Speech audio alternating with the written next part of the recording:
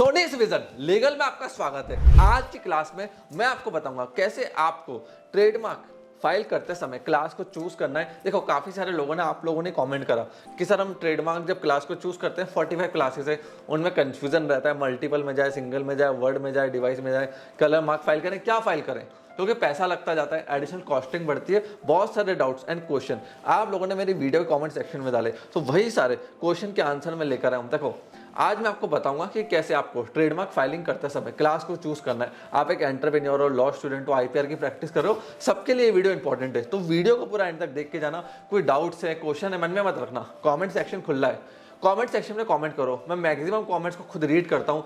मेरे जो top leaders हैं, मैनेजर्स हैं, वो उन कमेंट्स को रीड करते हैं और हम कोशिश करते हैं कि अच्छे से अच्छा रिप्लाई हम आप तक लेकर आए या फिर उस टॉपिक के ऊपर डिटेल वीडियो हम आप तक लेकर आए। तो आज मैं आपसे बात करूंगा क्लास डिसाइडिंग के ऊपर। देखो एक चीज समझो, जब भी हम ब्रांड नेम को फाइल करते हैं ना, एंटरप्रेन्योर्स मिस्टेक क्या करते हैं, या जो यंग लॉयर्स आ रहे हैं, जो ये ऑनलाइन एजेंट बैठे हैं, वो सबसे बड़ी मिस्टेक क्या करते हैं, वो लोग ब्रांड नेम को सर्च नहीं करते हैं। अब वो सर्च में पता है क्या समझते हैं, आईपी इंडिया के पब्लिक सर्च पे गए, पब्लिक सर्च पे जाने के बाद आपने XYZ नाम को डाला।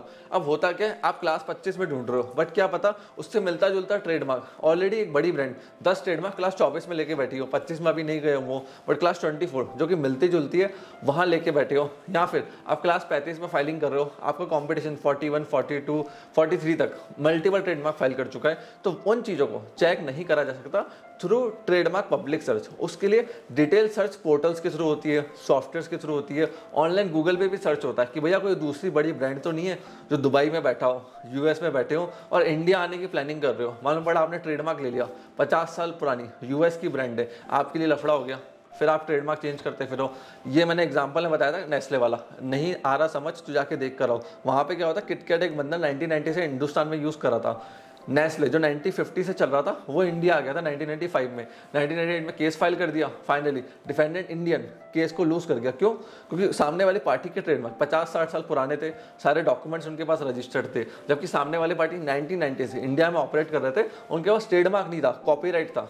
अब उनके पास डॉक्यूमेंट नहीं थे तो केस को लूज कर गए। इसीलिए अच्छी डिटेल सर्च बहुत जरूरी होती है। तो जब भी मैं ट्रेडमार्क फाइल करता हूँ, मैं मेक श्योर करता हूँ कि सारी क्लासेस में हम उनको सर्च करें। अगर कोई कॉन्फ्लिक्टिंग मार्क दूसरी क्लास में मिल रहा है, वो purpose to be use category में है, वो डिवाइस मार्क है और एक सिंगल मार्क है, तो वो आपको इतनी दिक्कत नहीं देगा। बट कोई बड़ी ब्रांड है 50 ट्रेडमार्क लेके बैठी है, तो डेफिनेटली अपोजिशन आप पे रेस करेंगे ही करेंगे और रजिस्ट्रार भी इस पॉइंट को पूछेगा कि भैया इतनी बड़ी ब्रांड है, कस्टमर कंफ्यूज हो सकता है। क्योंकि अल्टीमेटली ट्रेडमार्क एक्ट का मकसद क्या, एक चीज को समझो, आज रिलायंस है, अब उनके पास हजारों ट्रेडमार्क्स है, आज मैं रिलायंस नाम से लॉ फर्म लॉन्च कर दूं तो क्या लगेगा लोगों को कि इसमें अंबानी की पार्टनरशिप है, अंबानी की हिस्सेदारी को रिलायंस हर कोई जानता है आज के टाइम में। टाटा को मैं यूज नहीं कर सकता, मैं बड़े बड़े वर्ड्स को यूज नहीं कर सकता, बट मैं कुछ छोटा सा वर्ड उठाऊंगा जिससे बड़ी ब्रांड को दिक्कत नहीं है, जहाँ कस्टमर कंफ्यूज नहीं हो सकता। अब एक चीज समझिए, जैसे ओयो है, अब कोई ओयो नाम से लॉ फर्म तो लॉन्च नहीं करेगा, क्योंकि ओयो हर सेगमेंट में नहीं है। ओयो मतलब होटल, रिलायंस से हम एक होटल, एक जियो नहीं समझते, रिलायंस हम एक ग्रुप समझते हैं। रिलायंस आज पेट्रोल पंप से लेके इंटरनेट सर्विस से लेके इंपोर्ट एक्सपोर्ट से लेके शोरूम से लेके हर चीज़ में घुस चुका है, तो वो एक बहुत बड़ी ब्रांड बन चुका है। बट जो एक कुछ ब्रांड्स होती है जो बहुत एक्सक्लूसिव होती है, एक पर्टिकुलर क्लास में बड़ी है, दूसरी क्लास में उनका इम्पैक्ट नहीं जाता है। और देखिए इसका ना कोई पर्टिकुलर फॉर्मूला नहीं होता है। हम रजिस्ट्रार के सामने अपीयर होते हैं, जब भी ऑब्जेक्शन अपोजिशन आता है, वहाँ पे वो ऑन पेपर देखते हैं क्या कस्टमर और पब्लिक कंफ्यूज हो रही है। आप जितने भी कोर्ट्स के डिसीजन देखोगे ना, हमेशा एक चीज को मेंशन किया जाता है कि क्या आम बंदा उससे कंफ्यूज हो रहा ही नहीं हो रहा। अगर कंफ्यूजन पैदा हो रहा है, डाउट क्रिएट हो रहा है और सेकेंडरी मीनिंग नहीं है, तो वहां पे ट्रेडमार्क का कॉन्फ्लिक्ट अराइज होता है। अगर आप किसी के ब्रांड नेम को यूज कर रहे हो जिसका उसे सेकेंडरी मीनिंग जनरेट ही नहीं कर रहा है, कोई कॉन्फ्लिक्ट नहीं हो रहा है और पब्लिक को कोई दिक्कत नहीं है, मतलब पब्लिक कंफ्यूज नहीं हो रही है, तो वहां पे आप उस केस को जीत सकते हो। अब जैसे आप होटल का बिजनेस कर रहे हो, एग्जाम्पल देता हूँ, ऑरा वर्ड है, ऑरा क्लास 43 के अंदर 100 से भी ज्यादा रजिस्टर्ड ट्रेडमार्क इस समय और डिफरेंट क्लासेस में।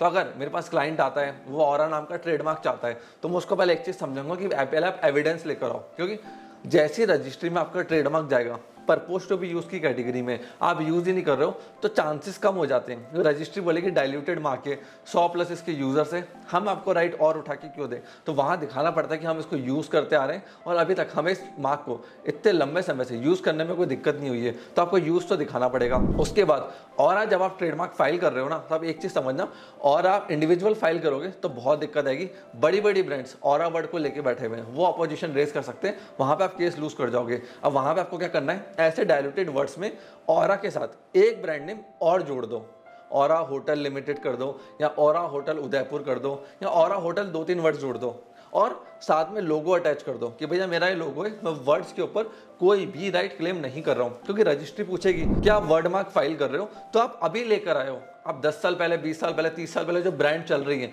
जिनको हमने वर्ड मार्क अलॉट करा है, उनके लिए आप दिक्कत कर सकते हो, प्रॉब्लम क्रिएट हो सकती है। इसीलिए वर्ड मार्क मिलने के चांसेस डायल्यूटेड वर्ड्स में बहुत कम हो जाते हैं। वहां पे आपको फाइल करना है डिवाइस मार्क, इस चीज का ध्यान रखना, और परपोज टू बी यूज की कैटेगरी में नहीं जाना है। थोड़ा उस मार्क को यूज करो, मार्केट करो, एडवर्टाइज करो, यूज दिखाओ, एविडेंस क्रिएट करो, उसके बाद फिर आप उसकी फाइलिंग करो, तो आपके चांसेस एक्सेप्टेंस के ज्यादा हो जाते हैं। अब देखो ऑरा में आप पूछोगे कि मुझे होटल क्लास है, अब कहाँ पे जाना है, तो आप 43 में जा सकते हो, क्लास 39 में जा सकते हो, और क्लास 35 में जा सकते हो। होटल में जा रहे हो तो 43 तो आपकी मेन क्लास है, इस चीज को समझना। अब आपको एडिशनल प्रोटेक्शन चाहिए तो आप 39 को यूज कर सकते हो कि भैया होटल का मेरा काम है, तो मुझे फ्रूट वेजिटेबल्स को ट्रांसपोर्ट करना, अपने जो गेस्ट आते हैं उनको रेलवे स्टेशन, एयरपोर्ट इधर उधर ट्रांसपोर्ट करना, इधर उधर भेजना, वो काम भी इसके अंदर चालू करना है, तो वहाँ पे आप क्लास 39 का यूज़ कर सकते हो। आप फ्रेंचाइजी दोगे, बिजनेस को मैनेज करोगे, बिजनेस मैनेजमेंट की सर्विसेज में क्लास 35 में भी जा सकते हो। और अगर आप टी कॉफ़ी उसके अंदर कैफ़े डाल लेते हो जहाँ पे आप की टी कॉफ़ी आइटम्स को बेच रहे हो, तो क्लास 30 में भी आप ट्रेडमार्क को फाइल कर सकते हो।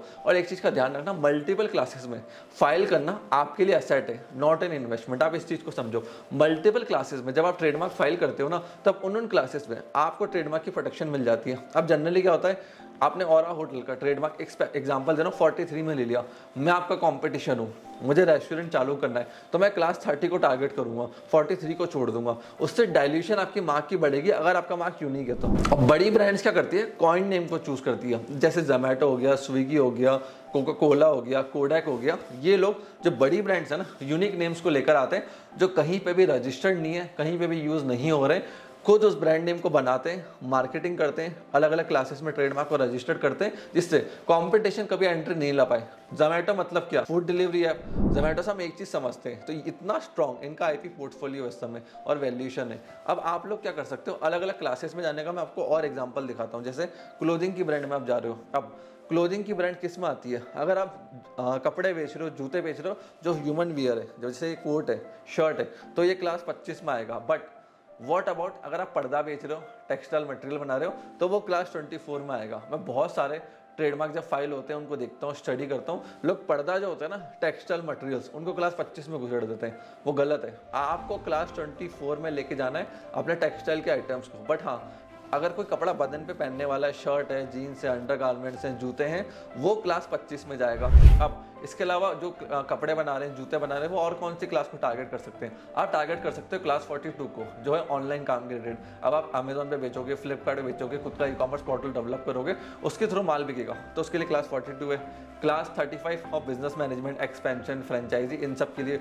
अगर आप एजुकेशनल वीडियोस बनाओगे कपड़ों के रिगार्डिंग, जूतों के रिगार्डिंग, ब्लॉग्स लिखोगे वेबसाइट पे, एसईओ कराओगे, तो क्लास 41 में भी आप फाइल कर सकते हो। तो ऐसे करके आप डिफरेंट क्लासेस में एडिशनल प्रोटेक्शन ले सकते हो। और मैं आपको वापस बता रहा हूँ, ये आपका सारा इन्वेस्टमेंट है। एक अच्छा स्टार्टअप, एक अच्छी ब्रांड है ना, 50-100 ट्रेडमार्क्स को मेंटेन करके चलता है। जनरली इस फील्ड के अंदर मेरा एक्सपीरियंस है, जो स्टार्टअप 50 करोड़ से लेकर 100 करोड़ के बीच फंड को रेस करते हैं, वो 100+ ट्रेडमार्क, 150 ट्रेडमार्क से अपने पोर्टफोलियो को स्ट्रॉन्ग रखते हैं। वो इन्वेस्टर्स देखते हैं क्योंकि वो एंटी बैरियर है। आज मैं हल्दीराम, बीकानेर या कोई बड़ी आइसक्रीम ब्रांड है, उनकी फ्रेंचाइजी ऐसे नहीं खोल सकता हूँ, मुझे उनसे परमिशन लेनी पड़ेगा। आज हल्दीराम में जाऊँ, चाह के भी नहीं खोल सकता हूँ, क्यों, वो किसी और का ट्रेडमार्क है, तो वो उसके लिए ब्लू ओशन हो गया। मतलब वही हल्दीराम को यूज़ कर रहा है, बीकानेर वाला है, है मोर है, मैं नहीं यूज़ कर सकता विदाउट देयर परमिशन। तो ये ब्लू ओशन उनके लिए क्रिएट हो गया कि हमसे परमिशन लो, हमको रॉयल्टी दो तो हम यूज़ करना अलाउ करेंगे, नहीं तो आप यूज़ नहीं कर सकते। जैसे मेक माई ट्रिप के मैं ट्रेडमार्क्स को देख रहा था, उन्होंने क्या करा, क्लास 39, 35, 43 सबको एक्सप्लोर करा, क्योंकि मेक माई ट्रिप क्या करता है, ट्रैवलिंग का काम भी देता है, जैसे फ्लाइट हो गया, टैक्सी हो गया,